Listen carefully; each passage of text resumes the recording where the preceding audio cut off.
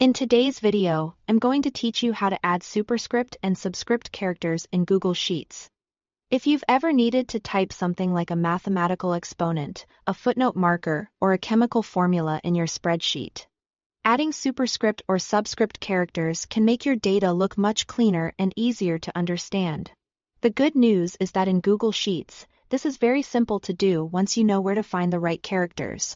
To get started, open your Google Sheet and click on the cell where you want the special character to appear.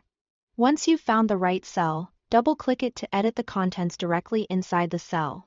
This is important because you want to place the superscript or subscript exactly where it belongs within the text or number. You can also click into the formula bar if that feels more comfortable. But editing the cell itself is usually the quickest option. Next, open your system's character panel. If you are using Windows, press the Windows key together with the period key.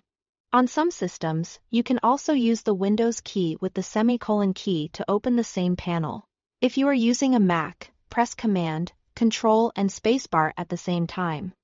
This will bring up the character viewer, where you can search for special symbols and characters that aren't easy to type from a regular keyboard. Once the character panel is open, go to the search bar and type either superscript or subscript, depending on what you need. You should see a list of matching characters appear. From there, simply click the character you want, and it will be inserted into the cell at your cursor's current position. This method is especially useful if you only need to insert a few special characters and want a quick, reliable way to do it without copying and pasting from another source. Just keep in mind that these are individual Unicode characters, so availability may vary depending on exactly which number or letter you want to use. Common superscript and subscript characters are usually easy to find.